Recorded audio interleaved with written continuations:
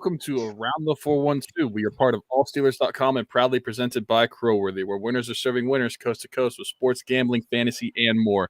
You can follow Crowworthy at Crowworthy Takes on Twitter. You can visit us at crowworthy.com. Excuse me. You can also check out the Crowworthy Pittsburgh City page for podcasts just like this one, blogs, and more. I'm Tyler, and with me as always is Smitty, and with us tonight are Geoff and Danny from PensBlog. What's going on, guys? Not a whole lot, man. How are you guys doing? You know, I always find it funny, and I haven't brought it up yet, and I got to bring it up now. It's just, Tyler, every time you do the introduction and you say we're part of allsteelers.com, it just reminds me, like, how long has it been since we've actually done a show talking about the Steelers? Like, I know we do the mock draft stuff, but other than that. January. Yeah, like. But anyway, so if you guys were expecting to come here and hear anything about the Steelers, you can go ahead and leave because we're not going to be talking about them at all. However, yes, Geoff and Danny from PensBlog are with us tonight. Thanks for joining us, guys. Yeah, thanks for having us. Glad to be here. This is just going to be a thing all night. I feel like it Danny and I just talking over each other, but I love it. Hey, that's what we're here for. All right, so let's talk some puck. I know that a lot of people. Let's just get right into last night's game because I feel like everything's grooving along. Everybody's like, all right, you know, that second loss to Buffalo, that means nothing. The Pens are back in full force. We're up 6-0. Then the third period happens, and all of a sudden people are ready to jump back off the ship just because of 20 minutes of hockey. What did you not see last night? Can we get a temperature check on the Pittsburgh Penguins right now after last night's game?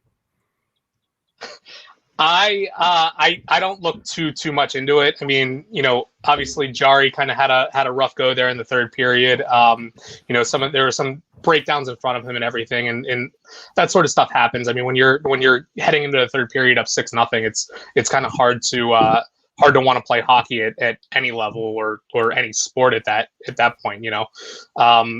But outside of that, I wouldn't read too much into it. They've been pretty good at you know, controlling the play and controlling their opposition when they go into the third with leads. So I just think this is just one of those little blips on the radar that you know, we can kind of just throw away and move on with our lives. Yeah, I mean, I totally agree with Geoff. I'm not reading too much into it. I was actually writing the recap last night, and I got on Twitter to just grab a couple things, and everybody's tweeting about how embarrassed they are and they're pissed off that, you know, we won, but it doesn't feel like a win. And I'm like, dude, that was an exciting game, right? So we don't get a whole lot of games like that. And at the end of the day, even if it was the worst period in the world, I'm not reading too much into it either, and I think they'll be just fine. Hey, I mean, there never has been a game like that because the Penguins are the first team to let 5 goals against in the third period and still win the game. Yeah. So, Danny, you actually put out something that I wanted to ask you about just because you were putting it, I think it was, their offensive production when they have, like, huge leads, just how terrible it is. Is that what that was?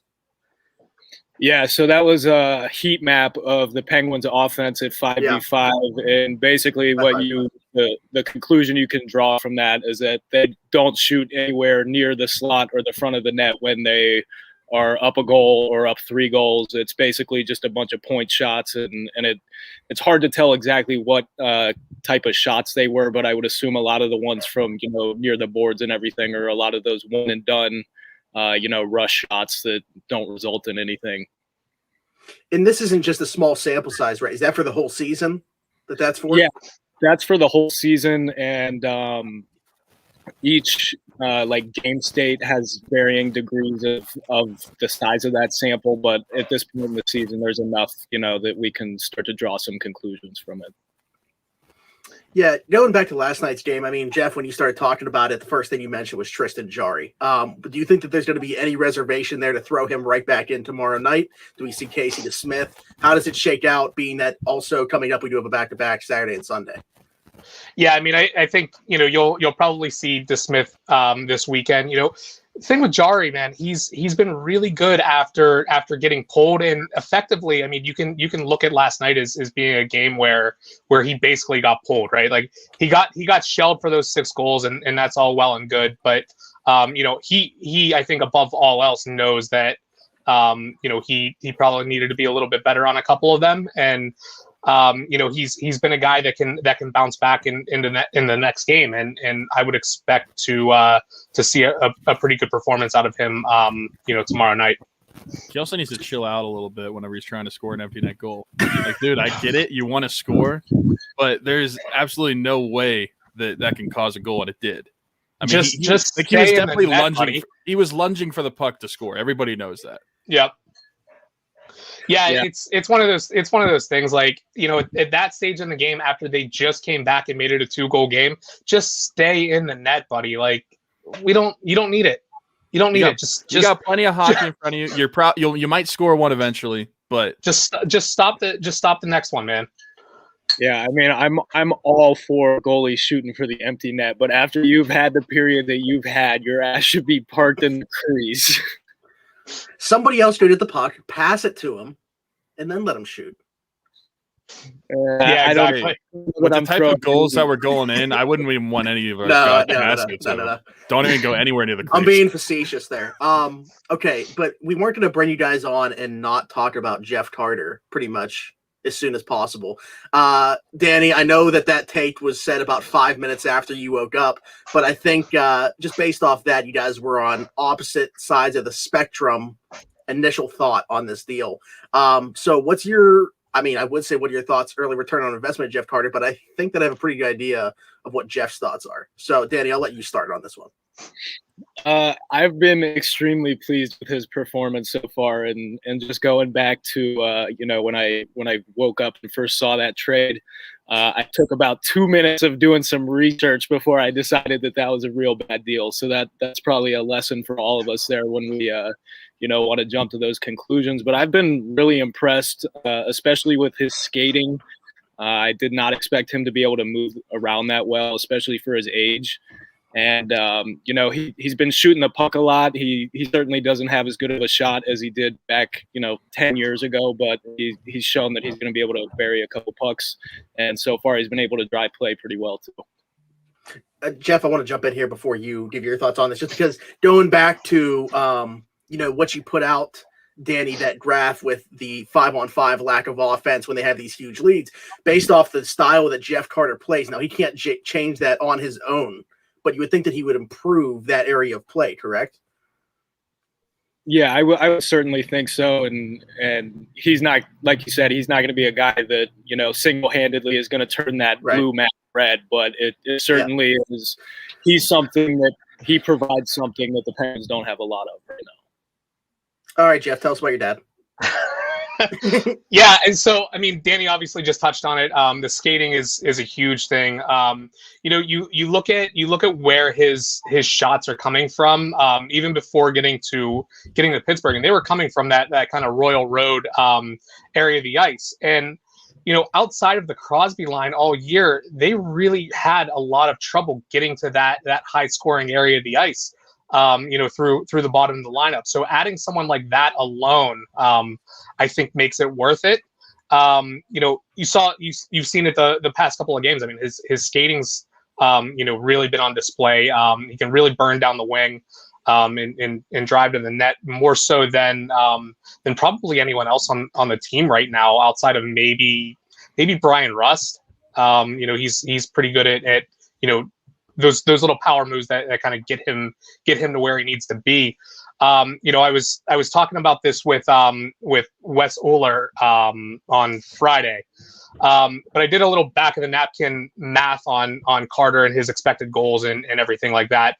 And just to save the trouble, you're really expecting him to score every basically 5 games with his ice time at 5-on-5. So over the course of an 82 game season, you're looking at probably 15 to 16 individual expected goals. Tack on a couple power play goals here and there, you're probably still talking about a 20 goal scorer here. And for what they gave up, for his age, for all those kind of knocks against him, you take 20 goals any way you can get them throughout the lineup. And for a conditional 3rd round pick and a conditional 4th, a year and 2 years in the future, you take that any day of the week. Yeah, I remember I was listening to you on that show because the back of the napkin math thing. rang pretty well with Wes. But so obviously Jeff Carter been a great addition to this point. Let's talk about that line. Obviously the chemistry that he's had playing with those guys, Jared McCann, Jason Zucker. Is that a line that you think stays together? I would think. Now we can talk about when everybody gets healthy. We don't know if everybody's going to get healthy. Kapanen seems pretty close to returning. We'll get Gino back at some point. I mean, how do you think that the lines shake out when everybody's healthy? I don't know how they're shaking out. And honestly, I know everybody thinks that Gensel, Crosby, and Russ need to stay together, but I think if they're trying to maximize and squeeze everything they can out of all their guys, I think you got to get Rust off that top line and put Zucker in his spot, man. I'm all aboard that train right now, especially just because we've seen that, he can play that right side. He's done it before. But with the rest of the lineup, I guess it really just depends on whether they want to keep McCann at wing, at center, if they want him to play with Malkin. So I think there's a lot of unanswered questions right now that we can't really think about too hard until we see who's going to be back and who might be out by the time they get back. Yeah, and I think one of the things too is you look at history to kind of give you some of these answers, right? And when Malkin went down and HBK was put together, Sullivan didn't want to break that up. He didn't want to break up that chemistry. He kind of let Malkin figure it out on his own effectively. So I wouldn't be surprised to see him leave those three together, leave Crosby with Rust and Gensel. He seems to like to play with them. And again, kind of just let Malkin figure it out. He's going to have Kapanen, so you have that going for you. And maybe you get you find lightning in a bottle here with maybe putting Tanev with them. I'm not the biggest fan of that because I don't think Tanev has the hands to play with someone like Malkin, but he certainly has the shithead ability to kind of play with those guys, kind of in the same way that that Talbot played with Malkin in 2009. You kind of get a little bit of that same vibe with Tanev, and then obviously Kapanen kind of feels a little bit similar to Ruslan Fedotenko. So I think if they run with that, it's not going to be the worst thing. You know what you're going to get out of Bluger, Aston Reese, and presumably Rodriguez. So yeah, I mean I just given who Mike Sullivan is and how he's played it before, I wouldn't be surprised to see those three stick together. I was going to say, I thought instead of Tanev, you were going to say Evan Rodriguez playing with Malkin and Kapanen. And I wanted to talk about him a little bit just because Danny and I were actually just so happened to be on the same trade deadline show. We did this little thing together that somebody asked us to. And I brought up to him, and I'll bring it up to you guys now, is this the player that Evan Rodriguez actually is, or is he just on some type of hot streak right now? Yeah, I mean, I think he's definitely a little hot right now. I don't think he's going to be putting up a point, every night. But right. In a third line role, I think this is what we can expect from him. He spent quite a few years in Buffalo, exhibiting skills of marginally driving play, but he's still coming in as a net positive. He's an okay third pairing or third line guy. You got to have guys like that are, they don't have to be world beaters by any means, but you need guys that are going to contribute and not hurt you, at either end of the ice. And I think he does that for them. He kind of just in the numbers alone kind of reminds me of Dom Simone, except he can play in the bottom six. And I think that's an important thing, going forward, given how injury riddled this team tends to be. Having someone like Rodriguez that can play anywhere in the top 9 or even top 12 really, goes a long way as far as making this team more dynamic. Yeah, I'm glad that you mentioned Dom Simone because that's the first player that came to mind too. Because people just had a bad taste in their mouth about Evan Rodriguez. I think because he was playing on the top line with Sid to start the season. But it's I've said all along, I feel like this is a useful player playing in a middle six role, and now we're seeing it. And he just seems like a guy that can blend well, and his style just translates to pretty much playing with anybody. So yeah, I would agree with that. And the nice thing about him too is he's comfortable playing on either wing. And there really aren't a whole lot of guys on this team right now that can really do that and be effective doing it. So again, Sullivan loves flexibility that a lot of guys bring to the lineup, and Rodriguez is just another one of those guys that just does it. I'm not saying I would do it, but at the beginning of the year when Rodriguez was on the top line, the Penguins actually generated more offense than they do with Rust on that line. Just saying. It was the same with Dom Simone too, baby. That's what I was about to say. So how similar are those two? No, but I want to because we were talking about position versatility, and that just takes me back to Jeff Carter. I mean, so we don't know how things are going to shake out when everybody's healthy or whatever, but from what you're seeing right now, that trio of him, McCann, and Jason Zucker, what are your thoughts on that trio? Danny? I'll take it. Yeah, I mean, it's been super encouraging. We already talked about how much we like Carter and how well he's been playing, and you combine that with McCann and the season he's having. So I guess maybe we shouldn't put too much stock into how Zucker's been playing over on that right side, but I mean they obviously play well together and kind of feed off of each other, and I think they all kind of have complementary skill sets that kind of work really well together. So I've been pretty pleased with it so far. Yeah, and again, I mean, we're not talking a whole lot of minutes. I think it's only about 40, 45 at 5-on-5 if my quick research is correct here. But I mean, like Danny said, they're driving play, they're controlling play, they're smothering their opposition.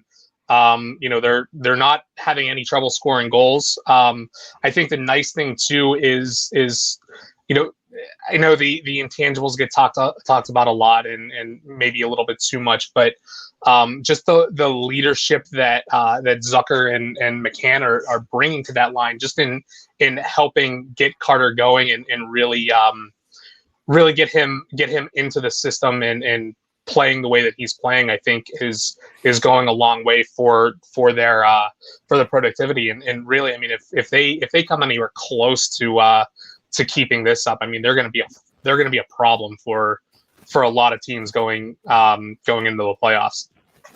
Have you guys seen recently? Like, I don't know, I don't know where you guys stand on him individually. Obviously, we talked about not many minutes with those three playing together. Like, Jason Zucker is getting a ton of hate right now. Like, I think it's because a lot of expansion talk. All of a sudden, people talk about who to protect, who not to protect. There was a Penguins blog or site or something that put out a list of who they would protect and who not, and Zucker was one of the guys they protected, and McCann wasn't, and then people started arguing back and forth about that. Where are you guys at with Jason Zucker? Have you given up on his ability to produce at a high level here? No, I haven't. And before we talk about this, I want to pose a question to everybody. So are we exposing Zucker or are we exposing Tanev if it comes down to the two? Tanev. That's where I'm exposing Tanev just simply because the way that contract. So no, I don't either. Not with the crew that they have assembled out there. But yeah, I'm with you. I think if it comes down to it, it's got to be Tanev, because you can find guys like Tanev. You can't find guys that can produce and have the ability to produce like Zucker does. I just wanted to add, different from those two guys, I am 1,000,000% protecting Teddy Bluger, by the way. I personally would. Teddy B. Yeah. Is that mainly now? He's obviously, he's having a breakout season. He's a great player in his own right. Is that mainly due to the lack of center depth, though, in the organization, or really the player that he is? Both. I think both. I would say both. Like when you look at especially the prospect pool. I mean, you got Poulin and Laguerre down there, and then besides that, literally nothing. It's a bare cabinet. I'm pretty sure I'm somewhere on that list. Probably. So yeah, for the fact that the way Teddy's playing this year and looking at the center depth, I think he's one that you have to protect. The one player that I haven't brought up from that line individually yet is Jared McCann. And obviously not just what he's doing playing with those two, but what he's brought to the power play now as well. Like I asked you guys about Evan Rodriguez. Is that the player that he is that we're seeing right now? It's what we've seen from Jared McCann, what Jared McCann is as a player. I think we're starting to get there. he's obviously a great play driver. I was having a conversation with the Best Smart earlier today, but Very entertaining, by the way. it's funny, man. Like, McCann had this kind of name to him that he was going to be this great goal scorer here because of the way that he scored in the number of goals that he scored in the first 32 games. He hasn't scored a shorthanded goal since then. He hasn't scored an empty net goal since then. He only has 5-on-5 goals this year, which was shocking to me. The rest has come. I think that he has 1 4-on-4 goal in there or a 3-on-3 goal. And the rest has come on the power play. But to that end, he's still driving play at 5-on-5. He's still suppressing the shit out of his opposition in 5-on-5. I think those are the two big things beyond the goal scoring, because we all know what his shot's like. I mean, it's heavy, it's lethal. He probably should score more goals with a shot like that and with the way that he skates. But if he's a good second line guy that drives play and has a heavy shot, so be it. I mean, you don't have many of those in the league, and if that's the player that he is, and this is what we're going to get out of him, for the next, call it 4 or 5 years, take that any day. And just real quick, speaking of 5v5 goals, guess who is tied for second on the team in 5v5 goals, despite playing about half as much time as everybody around him?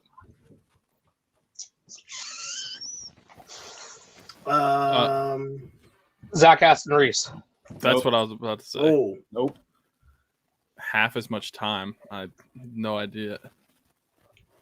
It's Zucker. Really? Yeah. So that's what I was also going to bring up when we were just touching about Zucker real quick, is that, we haven't been all that impressed with him, and I haven't either to varying degrees. And the metrics kind of agree with that. But with that being said, Carter brings to the Penguins that net front presence and a guy who can shoot from in close. Zucker's a guy that can put the puck in the back of the net at 5v5, and the Penguins need that too. Yeah. And even to that too, one thing that's kind of stood out to me, even with McCann, and it's the same with Zucker too. Those guys can get you the puck, and I think that's one of the big things with the Carter trade that kind of flew under the radar. He was always going to be a guy that needed someone to get him the puck, and those two can really do it. I know Zucker kind of passed up on that 2-on-1 the other night, and everyone was pissed off about it. And it is what it is. Like, that shit happens. Yeah. But he can create, and he can get you the puck, and he can shoot from anywhere and score. So to Danny's point, I mean, there's just not enough. You can't have too much of that, I think is really the headline here. Yeah, I'm by no means out on Jason Zucker, just before Beefy adds what he's about to. I was just asking you guys because I saw something the other day that was comparing that trade to the Derek Brassard trade. Not even I'm pretty sure I know who that was from, too. Yeah, you do. They're just very passionate. Yeah. Go ahead. Oh, I was just curious. Do you guys know what the expansion rules are going to be? Like, how many forwards can they protect? Same as with Vegas. So it's 7, 3, and 1, or 8 skaters. And, 8 skaters and 1 goalie. Yeah. But Marino doesn't need protected, so there's really no reason for them to do 8. 7, 3, and 1 is going to be plenty for them. And then I have a question for you. So I just wrote down who I would protect or who I would think about protecting. And I feel like the obvious first 4 would be Sid, Malkin, Gensel, and Rust. And then after that, you have to pick 3 out of the next 4. Kapanen, Bluger, McCann, and Zucker. Who are you not protecting out of those 4? Kapanen. Okay. Yeah, I agree. I would not protect Kapanen. That's who I would not protect as well. I just wanted to see if you guys were any different, because I was like writing numbers down, and I was like, wait, there's too many people here. I have to not pick one. But yeah, that's kind of boring. We need somebody to disagree. Well, All right. for So- what the other guys bring, it's hard to argue against Kapanen. Yeah. So Yeah, he's very one dimensional. He Josh, who writes our weekday game days, I think was spot on with his comparison. He's basically like a younger Phil, where he doesn't really offer you much defensively. He's a guy that kind of just hangs out on the ice. He can be explosive. He has a good shot. He'll get you a breakaway, but he's a one-dimensional player, and I think the Phil comparison, a younger Phil comparison, is kind of pretty apt there. Also, so I just want to jump in before we move along, Smitty, but just going back to Jeff Carter a little bit in that line, you kind of already answered the question, I think, a little bit without actually being asked it. But earlier, whenever the Jeff Carter trade happened, there was debate on whether he should play center or left wing, right wing, wherever people wanted to put him. And I mean, I was one that advocated for, okay, when everybody's healthy, you put him at left wing on Malkin's line and see what happens. But with the way that line's playing, are you just going to keep him at center for the foreseeable future, even when everybody comes back? Yeah, I think part of it too. Sullivan kind of tipped his hand in that first game. It's really easy to ease new players in, especially those that can play on the wing or play center. It's really easy to ease them into your system and ease them into game action by just throwing them on the wing and let them kind of float around out there. He immediately threw him in at center, and I think that's really where they want him to play. And he gives me big Jordan Staal vibes. Just how he kind of lumbers around the ice. And he has that kind of explosiveness that just comes out of nowhere. So if that, I think that's probably the way that that's going to shake out. And I think just these first couple of games really kind of gave it away what Sullivan wants to do there. Yeah, and even the goal he scored last night, I mean, if he was probably playing right wing, he doesn't score that goal because the puck's just hanging out in the middle of the slot, and that's where he's supposed to be. So he jumped on the loose puck and buried it, and I think the Penguins are probably going to keep him there for the foreseeable future, and I don't really see any reason right now why they shouldn't. And the nice thing too, just to add to that is, that flexibility, Sullivan loves that shit. So, you have a guy that can play, all three positions in that middle six. McCann can play the second line left wing. He can play a third line left wing. He can play third line center. And then Zucker being able to play on either wing in those two middle lines, I think really opens up a lot that if something isn't working at some point in some game, he can shake it up and it's not gonna really hurt anything, I don't think. The best thing about Jeff Carter and the trade in general is that he's not Nicolas Delorier. I have no idea why that was even a thing. That dude is literally a traffic cone. He is useless. Yeah, Zach and I were talking about that on that trade deadline show we were on, and when I was hopping off, I was just like, all right, let's just hope that the Pens are standing pat and not sending Delorier. I just don't get time, it. Like I understand that like Burke wants to get bigger, or maybe even Hextall does as well. But you've got guys, and maybe they just want like a fighter or something. I have no idea. But you have like Zahorna and Angela. Like you've got guys that are pretty big guys. I mean, obviously they don't play the same style as probably what they want out of a big guy. But I feel like if you were going to try out a big player, you should just keep it in-house with the guys you've already been playing. I don't see a need. I didn't see a need for someone like that. Basically a goon player that's basically useless to your team. And I don't really think that Mike Sullivan is really good at coaching big players. You saw what happened with Ryan Reeves. He was basically useless in Pittsburgh, and I just don't think that he's deployed right, and they don't have the right system for a guy like that to succeed. There's part of me that, and maybe this is just wishful thinking, maybe this is just hoping that that Burke is just a goon all of kind of his own right, that he let that slip just to fuck with everyone like that. That feels like such a Berkey thing to do, just given everything else that he's said and done since coming here. That there's nothing more that I would love than for him to just leak that to Friedman and just let it fall apart. Well, yeah, that's exactly what I was going to say, is that you don't see Friedman screw up like that too many times, and you know they're best buddies. So the fact that it came from him has me thinking that Burke might have just been screwing around a little bit. Yeah. Dude, how about that quote on the trade deadline day where the freaking Pittsburgh Penguins were going to kiss anybody butts to come play here? Yeah, I got a tattoo appointment to get that on my back. No, but here's the thing, like with that, I'm just sitting here thinking like people are expecting all these drastic changes this summer because of that. Like they're going to get bigger, they want to get heavier. What if this team goes out and wins the Stanley Cup? Why would you then adjust the roster to get bigger and heavier after you just had that level of success? I don't know. Ask Jim Rutherford in 2017. Fair point. A week and a half later, he traded a first-round pick and Oscar Sundqvist for Ryan Reeves. So, I think the big thing, and I think I think a little bit of this was posturing. I think if you can go out and find someone that's like it's like a Blake Coleman, you obviously make that trade. I think, and I think that's really where this was all kind of stemming from. I don't think they really wanted a goon. I think they just wanted someone that could skate fast, that could bury you, and that could really forecheck like an absolute dickhead, similar to the way that Brandon Tanev is. What about like a Miles Wood? I was on the Miles Wood train, man. Like I love watching that dude play. He is an absolute menace. I think we were all kind of just scarred a little bit from Rutherford being just kind of a loose cannon, just shooting from the hip, doing God knows what.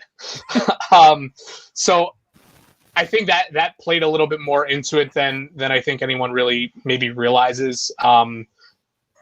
I think if the right deal would have come along for a player like that, they would have made it, and I don't think anyone really would have complained about it.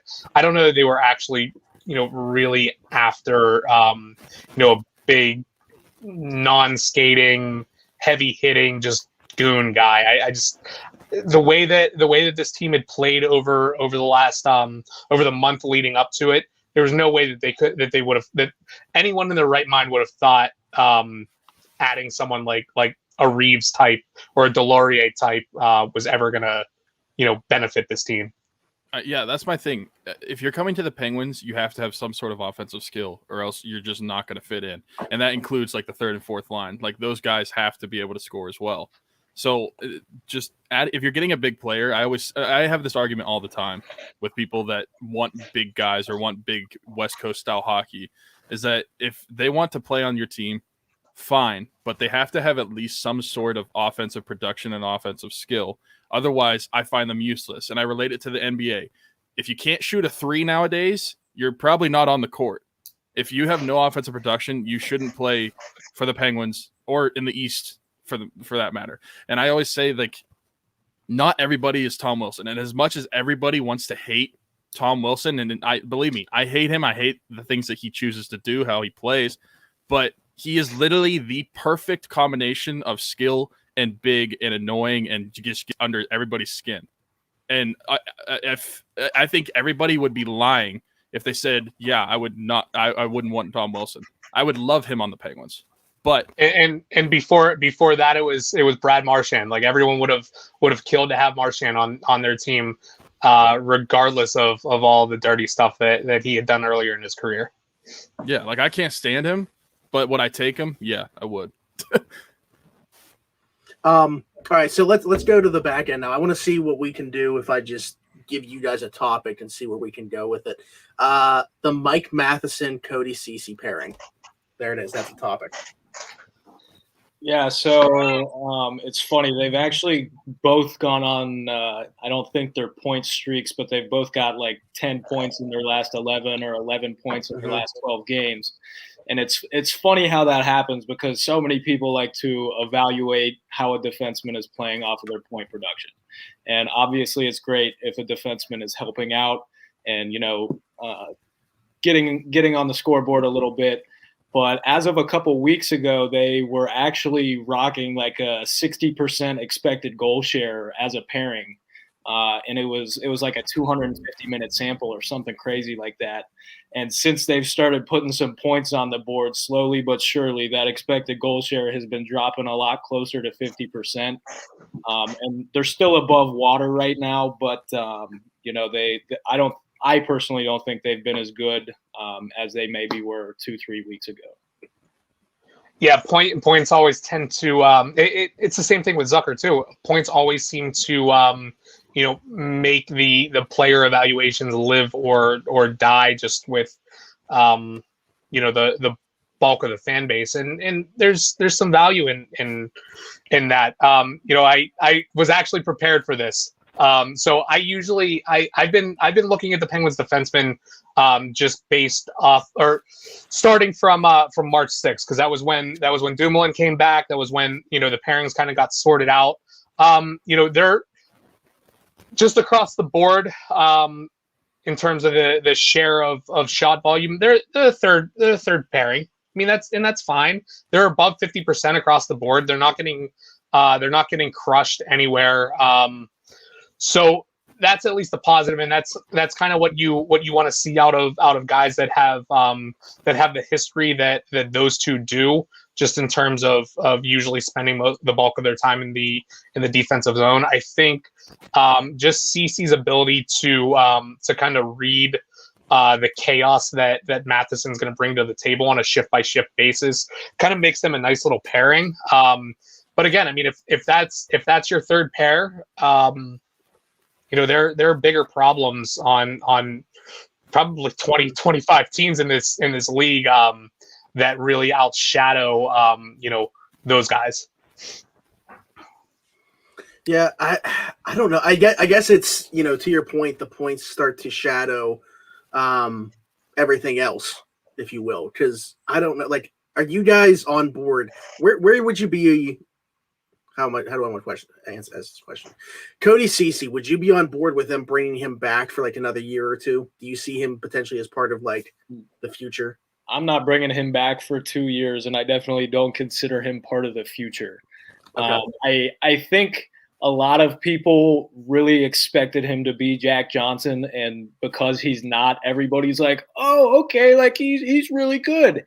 He's been serviceable, and he hasn't been killing the Penguins, but you don't have to lock those guys up because they're a dime a dozen. That's where teams get into trouble. They'll get a guy like Ceci and they'll be, he didn't crush us this year, so let's give him a 4x4 deal or something like that. And then, 2 years from now or 3 years from now, he might revert back to what he was a couple of years ago. So, I'm fine with bringing him back at, another 1 year deal at $1 million, $2 million, whatever you want to do. But I'm not giving him a multi-year deal at all. Yeah, and I think too, big thing is they already have a better version of Cody Ceci sitting in the press box every night. Chad Ruhwedel does not get enough credit for how good of a player he is. He can play with the puck on a stick, which you can't really say that about a lot of third pairing defensemen these days. He can certainly skate, and he is just this year alone. And I know he hasn't gotten nearly enough minutes, but he's been probably the second best defenseman on this team, just in a pure shutdown defenseman role. So just having him alone, I think he's locked up next year as well. Just having him alone, I think makes Cody Ceci expendable, this summer or this fall, whenever the off season is. Yeah, Ruhwedel is also playing on his offside pretty much anytime he was deployed this year too. I would be on board with bringing Cody Ceci back, but I understand just for a year, and also I feel like that would probably go out the window when a team decides to throw some money at him based off him having a little bit of a resurgence here. He'll probably get overpaid somewhere else. So that's why I said if you're going to do it, you should do it during the season, because once it's free agency, you're not going to sign him. Well, and I think to that point too, with Matheson, I think just this offseason you kind of have to capitalize on this nice run of form that he's been on, because he's not gonna see out his contract here. There's no way. So just seeing this little bit of a resurgence, I think that might be enough for some teams to really take on that contract. He's young enough. He can obviously skate. I think in a situation similar to this, where he has a partner that that kind of that lets him play to his strengths, and in the right role where he's not really eating up a whole lot of minutes. I think those two are averaging in the last 24 games just under 13 minutes a night. I think that's the perfect role for him with the right partner. So I mean, there's a situation that exists that allows Mike Matheson to thrive. They found that here. I think he can certainly find that somewhere else. But again, you're at some point you're going to have to open up a slot on that left side for POJ, and Matheson's contract and the length and all of that, I think, makes him the candidate, the guy that probably has to go.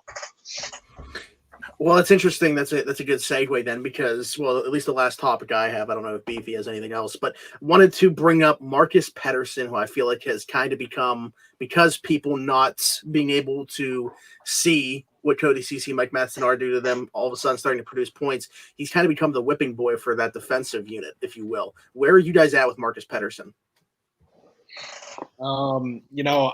I'm constantly underwhelmed by him watching him, and it always seems like when I think he's playing well, his all of his metrics, his analytics are in the shitter, and then when I think he's playing poorly, when I'm watching him, I'll go and look, and he led the Penguins with like 20 on ice shot attempts or something. So I think it boils down to him being a guy that can play well with Marino.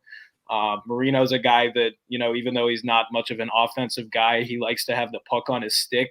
And, I'm not really sure that Pettersson is that guy.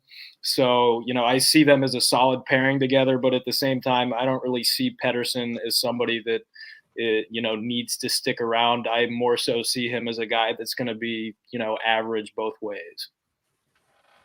Yeah. So I'm a little bit in a different camp with Pettersson. So, you look back to when Dumoulin came back and everything kind of like normalized on the back end. You saw Marino's resurgence. He started putting up points. His numbers started turning back around. Just his underlying numbers as well.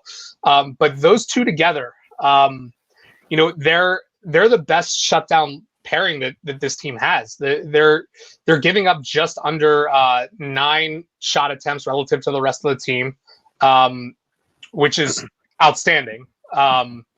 They're still driving play. Their heads are above water. They're, as far as the overall shares go, I mean, they've been the best pairing, just from an underlying number standpoint. Since Dumoulin's come back, which was kind of shocking. It was shocking to see. And again, relative to the rest of the team, I mean, they've suppressed offense at both ends of the ice, but more so in the defensive zone. I mean, they've been great. Now I know we see Pettersson maybe get bullied a little bit in front of the net, just by being a lankier guy, not really having too much weight on him and everything. But when it comes to keeping shots from reaching the net, I mean, those guys are doing it better than Letang and Dumoulin, and better than Matheson and Ceci. So I think it's almost like the Paul Martin conundrum, right? So Martin was rough in his first 2 years here. He started playing with Letang. He unlocked Letang. Even though he was kind of underwhelming himself, he's trusted to skate. He's trusted to have the puck on his stick. Just like Pettersson is. He can go back and retrieve the puck and not be a liability, picking it up behind the net. So I think if he's the type of guy that really lets Marino get to the next level, that's a guy that's probably worth keeping around on the contract that he's on. I mean, it's not one that's gonna really bite you, like maybe Matheson's would, or a long-term extension for Ceci would. And again, if he ends up being your number 2 or number 3 left-sided defenseman for the next couple of years, you could do a lot worse than that. So for me, I mean, he's just there. He's a little chameleon. He just does what he needs to do, and that's really all you can ask from him. All right, I got a question for you guys. I know I'm not the host of the show, but I got another question because I have. You guys can ask any questions. So, is Brian Dumoulin still a top pairing defenseman? You know what's funny is I was about to say, when we were talking about all these defensemen, especially on the left side, there was actually a point before he came back from injury and we saw him, at least stabilize Letang a little bit there, where Tyler and I said you should explore trade possibilities for Brian Dumoulin when he does come back, because that would open up the spot for POJ in that way. And I don't know how the rest would have shaken out as far as, how you would deploy him, Pettersson, and Matheson. But because I feel like you're about to tell us no, and if I say yes, I'm an idiot, and the underlying numbers will say that he's not, I'm going to say no, he's not. Here's what I'm going to say. I'm going to say yes for the time being, because I don't think any other defenseman on the Penguins can play as well with Chris Letang. And since Chris Letang is the top pairing defenseman, I don't think that Pettersson or Matheson is going to play as well with Chris Letang. So yes, in that way. But like we said, I mean, we explored trading this guy before he came back from injury. So at the same time, it's easy to say no as well. We explored trading him as if we had that power to do so. Yeah, we explored the thought of trading him. Yeah, so you're exactly right. I don't know that Pettersson and especially Matheson are the guys that can play with Letang. So you're basically stuck putting Dumoulin there, but at the same time, he's never really been a guy that's helped drive offense, even though he's kind of reaped the benefits of playing with Letang in that top line. I mean, you see that goal last night? Snipe. Yeah, with the 0.4% chance of going in. Yeah, exactly. I'd love to see it. But yeah, he's a defensive defenseman that's in his late 20s now. He's a guy that we know can play with Letang. But their results also haven't been great this year either. So I don't know what the answer is, because like I just said, the Penguins don't really have anyone else to play with Letang right now. So I don't know what the answer is. But that's the thing. I was just curious to see what you guys thought. Yeah, that's the thing. I think if he's an okay top pairing defenseman right now, he'd be like a really good second pairing defenseman. But if Chris Letang's going to be your top pairing defenseman, and that's probably going to be the way until John Marino eventually takes over that top pairing, there's no other guy that could play with him. And Chris Letang has been over his career his best version of himself whenever Brian Dumoulin is his pairing. So until something changes with that, he's going to have to be your top pairing defenseman. Yeah, and if as long as they're not getting crushed, I don't think you're talking about needing someone to play with Letang for 1 to 3 more years and be effective in that role. And Dumoulin's that. There's not. We're really getting to the tail end of Letang's career here, just as a hockey player, not with the Penguins. I don't really buy into the whole trade him now or any of that stuff. But I think you have someone that he's comfortable with, and he's your tried and true number one defenseman. I think that's you keep him happy, and you keep him playing at his highest level. And if that's Dumoulin that makes that happen, then you keep him around until Letang's gone. Let me ask you guys a question. So just talking about Letang, it got me thinking in my head, and I mentioned Marino as well. So everybody was crowning Marino like the heir apparent to Chris Letang last year, and I mean, hopefully he still could be the top pairing defenseman for the Penguins eventually. But my question is, so I think if Sid plays his entire career, for many more years, and it gets to a point where he's not the top center on the team, or he shouldn't be playing on the first line at some point, I don't think Sid would ever have a problem moving down to the second or third line. I think he just wants to play hockey. Do you think Chris Letang would ever have a problem not being the top pairing defenseman? I think he might have a problem with it, but I think everybody understands that Father Time waits for nobody. So if it'll get to a point where, teams are going to tell him, look, you're not getting this top pairing role, so you either need to shut up and like it or you're not going to play at all. Yeah, and I think the one thing that's really really kind of intrigued me with Letang's play this year, I know like he had some of those like typical Chris Letang moments earlier in the season. I think now that he's really gotten himself into game shape, he's thinking the game at a different level. You don't see him really like taking as many risks as he had earlier in his career. And I think just being able to think the game at a different level really kind of extends his window of being an effective player in this league, even beyond, 33, 34, 35 years old. He's always going to be a guy that's going to bust his balls, getting in a top shape for the season. But I think being able to really read the game and think the game and play that sort of style of play along with his physical gifts is going to take him further in his career than I think anyone really realized. Yeah, I only related that question to Sid because I feel like if Sid wanted to, and health being the way it is, if he's healthy his entire career, Sid could play into his 40s, and I think he would do fine, especially the way that he thinks the game. He's smarter than anybody on the ice. But I think if there's a certain point where Sid is like not the top center on the team anymore, at least skill wise, I think he would at least be okay with moving down. I think he just wants the team to win. I don't think he really cares if he's the first line center or the fourth line center. But I just felt like Letang might be a little bit different, and maybe his ego might be checked if he's moved down on the pairings. Crosby's going to be a great third line center when he's like 64 years old. Well, that's why I feel like people think I'm crazy saying that Crosby could play another 10 years, but I really think he can. Yeah, it all just depends on when the brain stuff catches up with you, man. Like that's exactly what. Well, that's why I mean. Like health, if health is never an issue, I think he could play another decade. Yep. Tyler, do you have anything else? Because I think I'm all out. Yeah, no, I think that's it. Wealth of knowledge, you guys, over at the PensBlog. Are the Penguins going to win the division? No. Is it the Capitals or the Islanders? Because they play each other 3 times coming up. I don't think either of those teams are necessarily better than the Penguins. I just know the Penguins that they're not going to end up winning the division. It just won't happen. No, that's not our thing. That's not our thing. That's not our fad.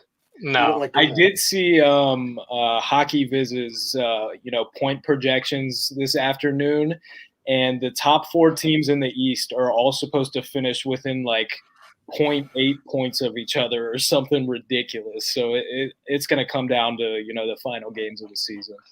It's gonna be like 2012 all over again, where the Penguins had the 3rd most points in the league and still went in as the 4th seed and had to play the Flyers in the first round. Like, I mean, we're this division is just a buzzsaw. But I think to answer your question, Tyler, I think it'll be the Islanders that win it.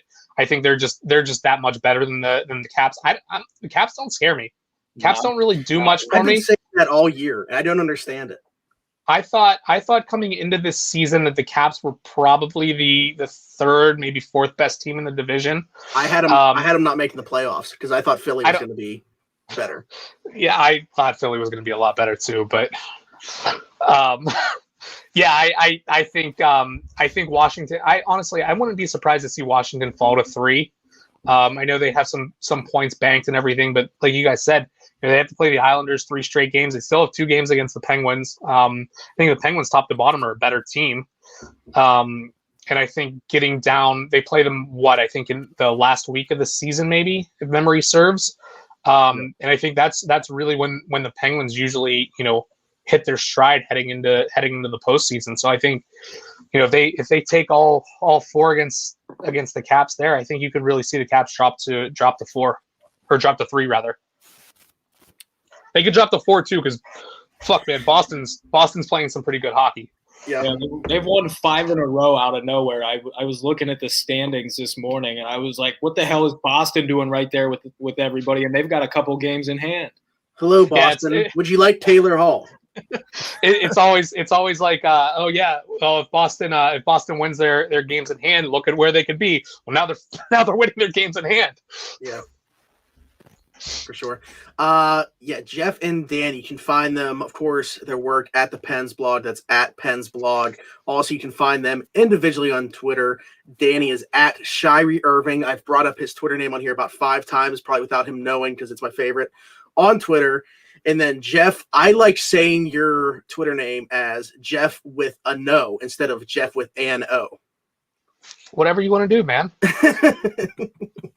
But anyways, you can go check them out. Geoff, I do want to ask you real quick. This is unrelated. You probably had no clue that I was going to bring this up, but we love highlighting great things that are going on in Pittsburgh, the Pittsburgh community. I didn't realize this until I recently looked at your bio.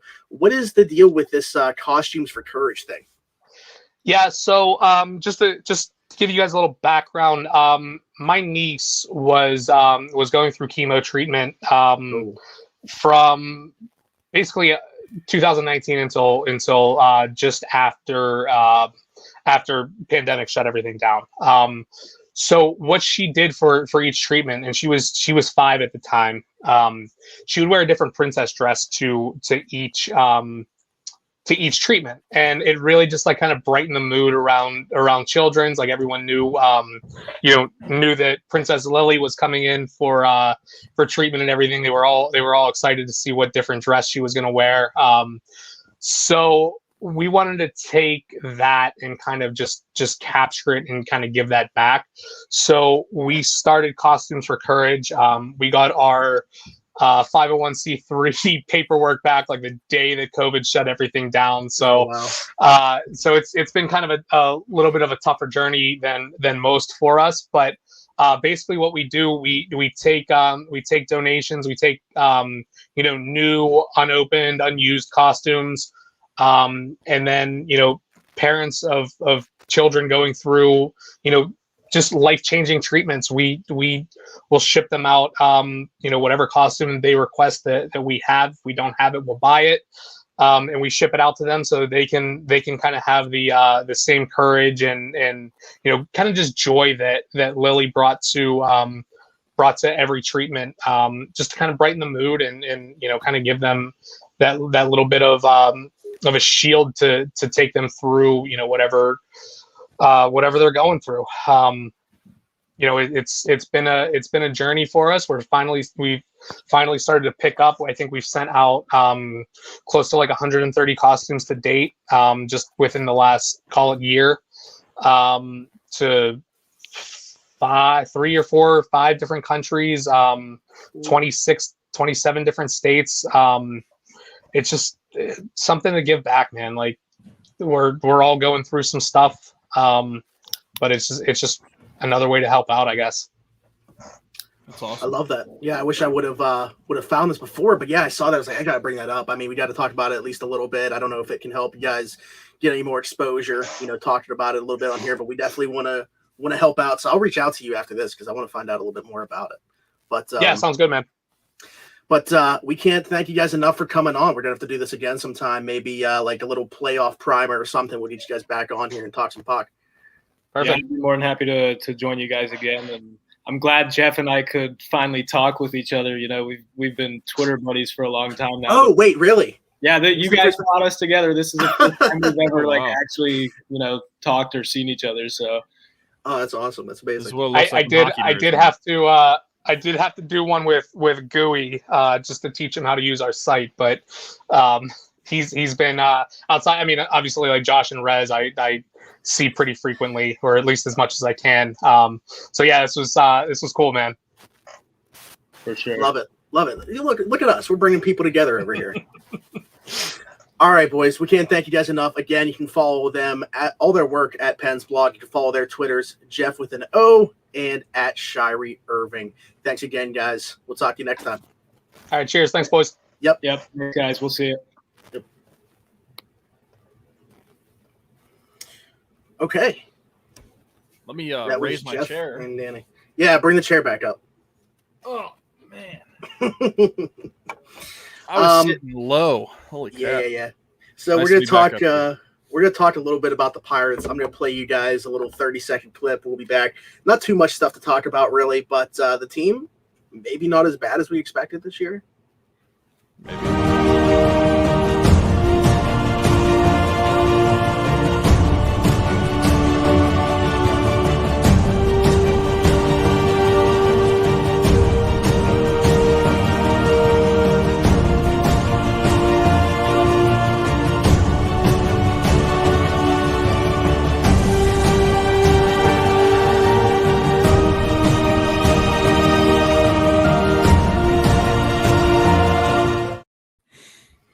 All right, we're back to talk some Pirates. They're actually playing right now. Miguel Yajure making his Pirates debut. I'll tell you what, like, he didn't necessarily get the best results tonight. Gave up a couple homers, 3 runs through 4 1/3 innings. He just got pulled a little bit ago. And they're going to score another run that I believe will be charged to him right there. But anyway, the kid's got, like, nasty stuff, man. He might have the best stuff in the organization. Like, you know, it would be nice to see him go out and just shut down Detroit in his Pirates debut. But I'm looking forward to seeing this kid pitch. I don't think he'll be like a piece right away for the rotation. Obviously, they just brought him up because of the doubleheader being today. But I'm excited for when he does get like a full-time shot in the rotation. Yeah, and I mean, I don't know about you, but I was pretty shocked whenever I saw that he was making his start tonight. Yeah, because originally it was like in pencil that it was going to be Mitch Keller, but they never confirmed it. And then they bring up Yajure as like the 27th guy for the doubleheader. So hey, I mean, not to take another drag at Mitch Keller, but can we really expect more than whatever Yajure did tonight from Keller? Well, yeah, and I'm wondering too, like, did his spot just get like is he not going to start tomorrow now? Like, is he getting just a start off? Like, is he getting skipped in the rotation? Because I don't know. It was showing as J2 Brubaker tomorrow, which I would love to see. You know, you got a shot to win the series against Detroit tomorrow afternoon. Mm-hmm. And with the way that Brubaker's been pitching, him and Tyler Anderson have really been the only 2 starters you can count on to go out and pitch you a quality baseball game. So I would like it to be Brubaker. I didn't know if Mitch Keller not starting tonight meant he was starting tomorrow afternoon or if he was just getting his spot, you know, erased for in this turn of the rotation anyway. Yeah, but I mean, it's encouraging to see these guys being able to come up and play. I mean, this is one of the guys that was more MLB ready than all these other prospects that we got in these trades this offseason. Yeah, he was part of the Thailand trade. I should have mentioned that for people that might not have. Yeah. Yeah, he was like one of the pieces that was actually like MLB ready for the most part. So it's encouraging to see his start, even though it wasn't perfect. But how much can you really expect from a guy making his first start for the team? I mean, I'm not going to expect him to pitch a perfect game. Let's be real. So for what he did, it could have been a lot worse. I'll say that. I've seen a lot worse. Yeah, I think more so than the results. I'm just looking at, like I said, I know the type of stuff this kid has. I just want to go out and see him execute and like see what he pitches like when he gets into specific situations, how he works through those. But anyway, just the team overall though. So they're losing 4-1 here. They're only 7 innings. We're in the bottom of the 5th. In the second of the doubleheader. So it's not looking great for the result of this game, but they came into this 8-9 now after winning the first game of the doubleheader. And this is a lot without Brian Hayes. And I'm just sitting here thinking like, you know, first week of the season, we're sitting here thinking, okay, yeah, this is kind of what we expected, maybe even a little worse. Like, are they going to lose 110 games instead of 100? Now, all of a sudden, like, not that I expect them to be a good baseball team this year, but they're going out and playing every day, and they're making like games interesting for sure. Like even if they're not winning games, it's at least fun baseball to watch. Yeah, I mean, from what the show was a couple weeks ago, to start or a week into the season when the Pirates were 1-5, 1-6, something like that when we recorded. Yeah. I mean, it was all doom and gloom for me, and I mean, you as well. It just seemed like this team is terrible, worse than we thought. And now, like you said, I mean, this team is better than we thought. They have a chance to be 500. And obviously that's not going to happen tonight, probably. But the fact that that's even a possibility. They're on the cusp of it. Yeah, they're right. Yeah, the fact that that's even a possibility after they winning their home opener, or not home opener, winning the opener of the season, we're like, okay, that's the only time that they're going to be above 500. And then whenever they're 1-1, okay, that's probably the only time they were going to be 500. So it's encouraging to see. I mean, I think we're seeing a lot of the things that we wanted to see from this team. Going into the season, we said we wanted to see guys excel in their own right, not necessarily the win total to stack up, because we had no expectations for that. But we wanted to see just individual performances do well, and I think we have seen that, and we've been able to see some exciting baseball. Whether it's win or loss, a lot of these games have been pretty close and been pretty competitive compared to what we thought going into the season. Yeah, I feel like before you can win, you have to create a culture first and foremost. Like we saw that when, AJ Burnett came in. Like the first year that AJ Burnett was in Pittsburgh, the team was not good, but you started to create that culture shift. And you need these guys to start to buy into what this team is going to be, hopefully in a year or two. And I'm getting the sense that that's happening. Obviously, you have a couple disappointments. It's a shame that Anthony Alford didn't work out here because, this is a guy that at one point was a top 100 prospect in baseball, was one of the top prospects for the Blue Jays, obviously, had the relationship with Ben Cherington due to his time with the Blue Jays, and was kind of just like that quad A player, though. He never really had success in the majors, even though he did very well throughout the minors. And we thought maybe we could, catch lightning in a bottle with this guy. And even going back to last year before he broke his elbow, he kind of thought like maybe that is the case. Maybe we found something here. This year, he got off to a really bad start and never got out of that. 2 hits and 24 bats with 16 strikeouts. Yeah. I mean, and to make matters worse, his platoon partner is not doing anything. Yeah, Dustin Fowler. He's been terrible as well. He's got 7 hits and 41 at bats and 20 strikeouts. When you're striking out half the time, that's not good, especially whenever you're batting like what's he batting? 171. That's terrible. Yeah, so, it's not like Brian Reynolds or Colin Moran who strike out quite a bit, but they're productive when they're not striking out. Like this guy either strikes out or. If this was the case, you might as well have just like kept Cole Tucker on the team and played him at center field because it's pretty similar to what you were getting last year. Yeah, I wonder how close they are to bringing up somebody. Like I know, Jared finally joined the team at the alternate site. He was working on some stuff down in Bradenton. It seems like they feel like the defense is definitely there. He was working on a little bit of hitting down in Bradenton, but he's back at the alternate site now. And then the only other one maybe be Brian Goodwin, another guy that they got from similar to Wilmer Defoe, spent time with the Nationals, was with the Angels as well. Be interesting to see how close they are to pulling the trigger on bringing up somebody else and giving them a shot in center field. I feel like you have to. I mean, we know it's eventually going to happen at some point this season because we expected them to be terrible. And whenever a team is terrible, that just means that people are going to get called up to play because what's the point, at least? But if they're going to be, I don't want to say competitive, but you know what I mean, like somewhat competitive. They're like hovering around 500. Mm-hmm. You might as well try to put your best lineup out there every single night. And we saw with Anthony Alford, that was not the best lineup with him in it. Dustin Fowler. I don't know why I'm having so much trouble saying his name. Dustin Fowler, it's not really the best lineup when he's in it, at least from the bat. So eventually you're going to have to try one of these guys, whether it's Jared or Goodwin or whoever. Yeah. Well, I think too they could have some more options when you get T. Bryan back because he would go back to third. Then you have Phillip Evans, so you have the flexibility to maybe move to left field, Reynolds go to center, something like that. But the problem is too you're not getting a whole lot out of right field with Gregory Polanco either. And then the other spot that I would bring up as Phillip Evans just presses a solo shot. Let's go, Phil.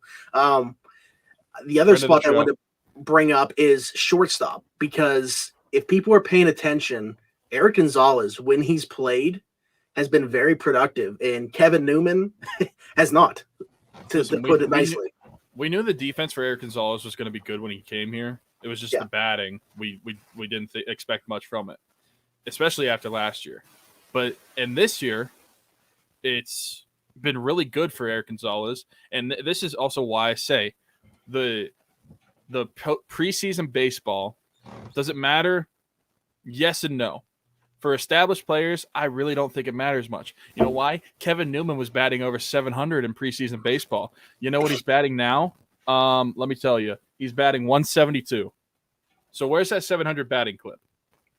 It didn't translate. And right now, Eric Gonzalez is outplaying him.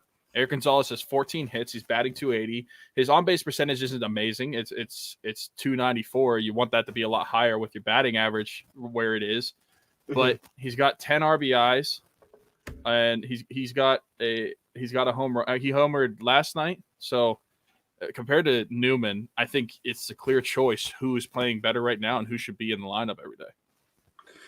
Yeah, I think what it comes down to is, now I don't expect either one to be part of the long-term plans here, but if we're talking about, in the case of Kevin Newman, if he was a couple years younger, still a prospect, like I could understand wanting to get him as many reps there, like even if he's struggling, just to, because he's supposed to be part of the long-term future of the team. But I don't view Kevin Newman that way, and I'm not sure that the front office does, being that's a new front office. Like, this isn't the ones that drafted him or anything like that. They really have no ties to him. So for the time being, Eric Gonzalez, in my opinion, should be the primary shortstop. And then, like I said, it's not like either one of these guys, in my opinion, are going to be on the team when they are a competitor again. Their names aren't Liover Perguero, okay? So that's who's going to be the shortstop, at least presumably, when the team is competitive. So for the time being, you might as well play the hot hand, and Eric Gonzalez is the hot hand, clearly. He might give you, if he keeps going out and playing like this, you got a trade chip. Yeah, I mean, honestly, that's the best thing you can hope for. Whether they're around 500 or not, and again, we're like not even 20 games into the season. But whether they're around 500 or not at the trade deadline, I'm not expecting them to be, but it doesn't matter. You're not going to – this isn't the front office that's going to stay in the middle still, like we saw with that Chris Archer trade a few years ago. Oh, God. So every single person on this team, almost, minus like maybe 4 or 5 guys, is a trade piece. If they're performing well, see what you can get for them. Because if they're not going to be part of the future, they're expendable. Yeah. Who are you considering those 4 or 5 guys? Because we had a conversation. Brian Hayes. Okay. I mean, right now, I would say Phillip Evans. You're not looking to trade him because you have a lot of control. Even though despite his age, you still have a lot of control over him, and maybe he's just a late bloomer. So I still think if this is keeping up over the season, you still got a lot of control to like figure out, okay, what is this guy actually, despite his age? So maybe he just bloomed late. But I would say Phillip Evans is one I'd keep. Brian Hayes. Brian Reynolds is one I would look to keep. I wouldn't look at trading him. And then as far as pitchers go, I mean, listen, it's not that I dislike Mitch Keller as a person, but if they were trading him, I wouldn't care. I'll be honest. Yeah, there's really no reason to, though, right now, I feel. Oh, I know. But if it came to that point where, okay, he accumulates some value over the season, because originally Mitch Keller was in that group of guys where I could say, like, okay, we're not trading him. But if he accumulates some value, I would not care if the Pirates traded him. And I'll be honest, just because he's so inconsistent. And did you see that video that Ryan tweeted last week? It was like, does this look like a guy that's wants to take the mound? Mm-hmm. Like that's what I was talking about and alluding to whenever I was saying that he has no confidence on the mound whatsoever. Like, he just looks like he doesn't even want to be there. So, like, is he a part of the future? Maybe. Do I really care if he is? No, not really. Yeah, I wish when you brought up the hitters, you didn't bring up Moran or Stallings, which I kind of get, based off Stallings for sure. Stallings already. The only reason I don't bring up those guys, and maybe for this year, but I'm more looking in, like, I was thinking, like, who's going to be on this team whenever they're competitive, and just looking at the age of those guys, I just don't. I mean, Stallings, like we said, he's the only catcher really in the Pirates system that's worth anything. So he's going to be the Pirates catcher for a while. Like, I wouldn't trade him this year, but when they're competitive, I just don't expect him to be on the team. And if he is, I would not expect him to be a starting pitcher at what? I mean, he's 31 now. 31, yeah. So whenever we're hoping they're competitive, he'd be like 30. Yeah, maybe he could be like in that, and he would be better than Chris Stewart was at that time, but maybe like an upgraded version of that role. Yeah. By no means I want to get rid of him. Yeah, but he's just not one that I'm really considering a core piece. Yeah, I definitely don't think you can trade him within the next year, though, because you just don't have a catcher. Yeah, unless they were probably going to play. I mean, how many games is he going to play this year? Like, I don't know. Out of 162, like 100, he's terrible. Like, he's probably going to play like at least 140, I would think. Yeah. The only time that he probably won't play is like day night. You know, if you play a day game right after playing a night game, and even then, he might still play. It depends, I guess, on where the team's at in the standings down the stretch too. Yeah, which I mean, it's kind of weird because for the Pirates, at least for the past half decade or so, or maybe even a little longer than that, going back to like Russell Martin, they've always had a couple catchers that you could kind of rely on behind the plate and in the batter's box. Whenever it's Russell Martin, Cervelli. I mean, Chris Stewart not as much in the batter's box, but like I mean, he's still a reliable catcher, I think, at least defensively. Yeah, and now you've got Stallings and literally nothing. And I mean, that goes a lot for the whole team. There's really not much behind the starters, or like who's you have to have right one now. Of the worst benches. I mean, even some of the starters right now, like you said, Polanco, terrible. Still, we're hoping that this guy would at least turn it on a little bit. But you know what's weird is the underlying numbers for him actually aren't that bad. Like he's hitting the ball pretty well, but it's going right at people. The biggest gripe for me at this point isn't even the offense, it's the defense. And we know that his arm's shot, so like that's not even, and it's not like that's miraculously if he's gonna play baseball, he's best suited to be in the American League being a DH, because he's not suitable to play every day in the outfield anymore. Yeah. His injury has just definitely shown that. And, I mean, even batting, he's terrible. To wrap things up, do you still think this team loses 100 games this year as we sit here today? No. My mind was changed pretty quickly. And I honestly think it's because of not just the way that they're playing, like the numbers and everything, but I think the attitude of this team. I think this is a team that is going to fight no matter what. They're not going to give up on a game. And I feel like their play as of late has been pretty evident of that. Like they're not just, if they get down by 3-4 runs, they're not just going to quit and give up. And I think like that's part of the culture change that you're talking about, like building a winning mentality and a winning culture. This is like the groundwork for that. This team going into this year, they're probably not going to be a great team. They may still lose 100 games. Who knows? But based off what I'm seeing right now, I don't think that they're going to get there. And I think that's just because they have a lot more fight in them than we thought they did. I agree. I think they'll win somewhere between like 68 to 72. Yeah. So how many losses would that be? Like mid 90s? 90 to 94. Yeah. Yeah. Roughly around there. I don't know. I think it's the same thing as you. Like playing with house money is the best. Like no one has any expectations for this team. The only people that believe in them are the guys that are going out on the field every day. Like they don't think that they're going to go out there and lose baseball games. And you can see that with the way that they're playing this year. Like I said, if they were to come back and win this game right now, they'd be 9-9. They're sitting at third in the division right now, which is even this early in the season, I don't think many people saw happening. So I think that's a huge difference. Compare this team going into this year based off where the fan base mindset is to, let's say, like 2016. I think the huge letdown with the 2016 team, besides like horrible trades like the John Neese trade, was that going into the season, we just went off of a great run of postseason, like getting to the postseason for 3 years in a row. We won 98 games the previous year. Expectations were sky high. And then he still had a good bit of that same roster. I mean, granted, they traded Neil Walker for John Neese, but like he still had Kutch, Marte, Garrett Cole, Liriano. So I think the fact that they didn't perform up to stuff, that just made everything so bitter and so much worse amongst the fan base. And then the following years after, 17, same thing.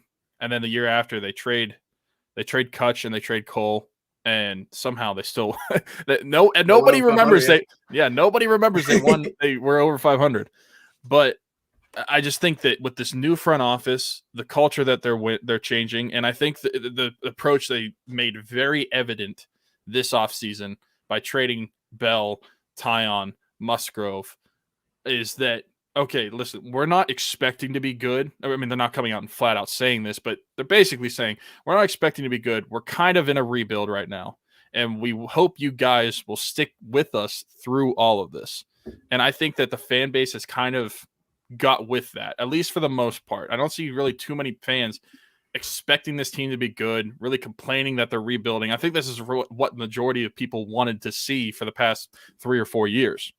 Mm-hmm. So the fact that mindset is the way it is, this team is so easy to just watch and like let them have fun, because there's no expectation from the fans. There's no expectations from the front office, I feel like. I mean, how could there be?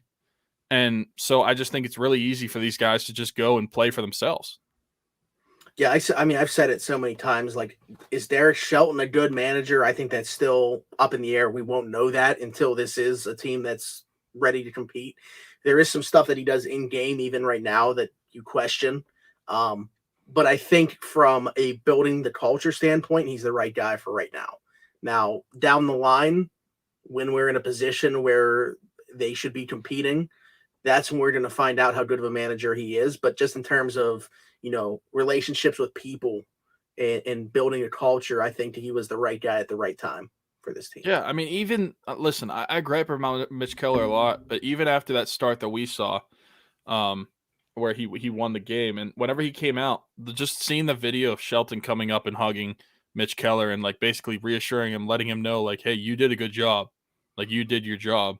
I mean, that's what you want from your manager, especially with a team like this that's like they're going through a rebuild. They're not expected to be good. Like that's all you could ask, is that this manager is reassuring these guys and like just helping them be the best they can be.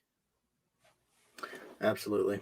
Yeah, I don't know. Do you have anything else? I think that about wraps it up. I know we haven't been talking about the Pirates for all that long, but there's really just not much there. Yeah. Yeah.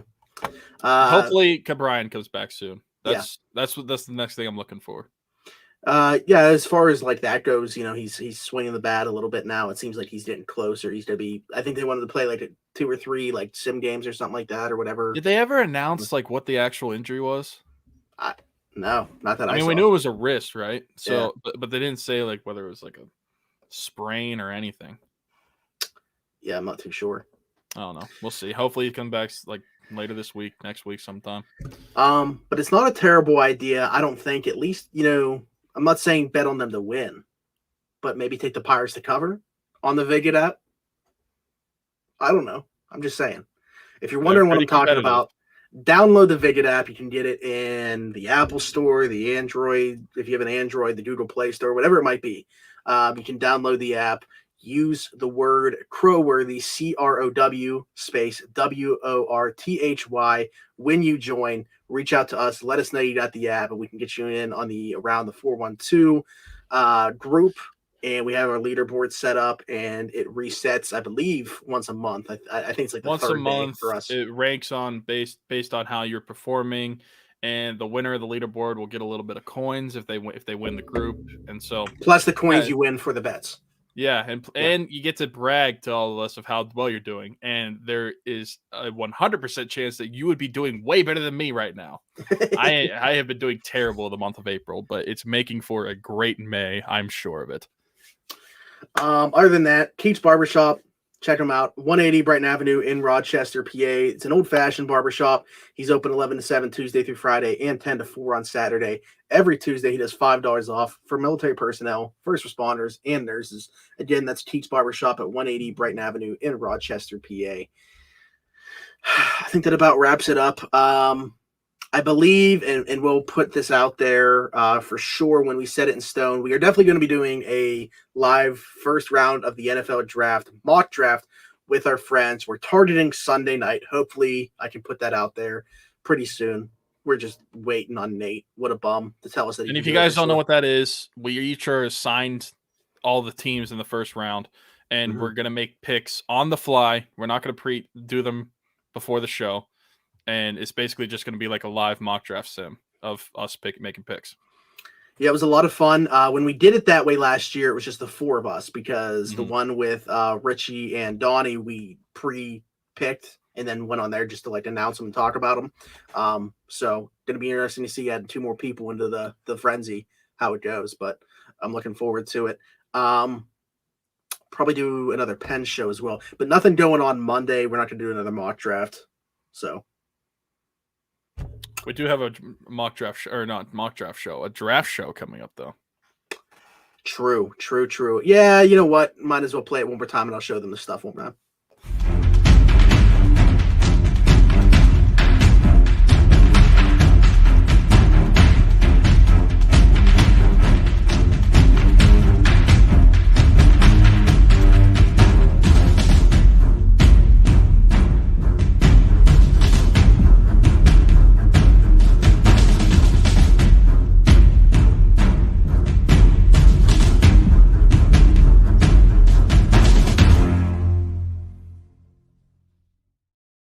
Be sure to join us 1 week from tomorrow night. The draft starts at 8. We'll probably jump on 7:45, 7:50-ish right before the draft. Get the show going. But we're going to have a ton of giveaways. But all the giveaways, we're going to be announcing the giveaways on there. We might do like one during the show. You got to get involved on Twitter beforehand, though. So I'm slowly getting the tweets out for you guys to get involved in. We got an Alex Highsmith. This is the transformation, Charlotte to Pittsburgh. Autographed 8x10. And then also on the reverse side of this sleeve is the Zach Banner signed 8x10. And then we got some jerseys. Alex also said that that's his favorite picture that he's seen of him. True. Cam Hayward. This is the home jersey. Autographed, of course. These are all autographed stuff. James Washington. Autographed jersey. Another Cam Hayward. This one's Color Rush, though. Love it.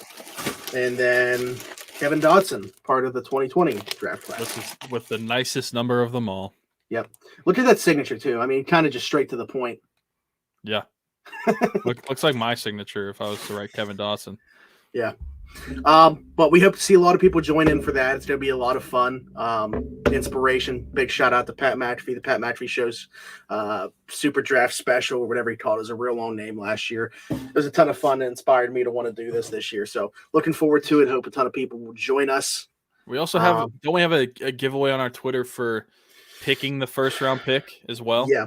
It's going to be fun. Because when the Steelers take Najee Harris, there's probably about 50 people or so that have already guessed that. So it'll be fun to narrow it down to one person. But if how many people guess that first pick, they're going to get put in a group. You got to try to guess the second pick, so on and so forth, until we got one winner.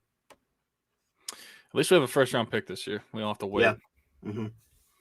Other than that, thanks for listening to Around the 412. This has been a presentation of Crowworthy, where winners are serving winners coast to coast with sports, gambling, fantasy, and so much more. Don't forget to follow us on Twitter at Around the 412. Follow them at Crowworthy Takes, and visit the Pittsburgh City page at crowworthy.com for podcasts just like this one, blogged by your boys, and much more. Another shout out to Geoff and Danny from PensBlog for joining us tonight. Great stuff from those guys. So check it out at PensBlog. They're a bunch of hockey nerds. What I'll say is if you're a Pens fan and, like, for example, they play tomorrow night, they'll put out like a game preview, a primer for the game beforehand that morning. And then after the game, pretty much right after the game ends, they have a recap for you. So they're a great follow. They're very informational. Obviously, we love them. That's why they were on here. So yeah. So go follow PensBlog. Go follow Geoff with an O, and go follow Shirey Irving. Yep. Geoff with an O. It sounds weird. And follow us as well. We just passed 8,000. Let's get us to 10K. How about it? 10K, man. I don't want to say. I was hoping to say 10K by the time the NFL season starts, but we'll see. I mean, we still got time. Yeah. All right, everybody. Take care. We'll see you on the next episode. Bye-bye.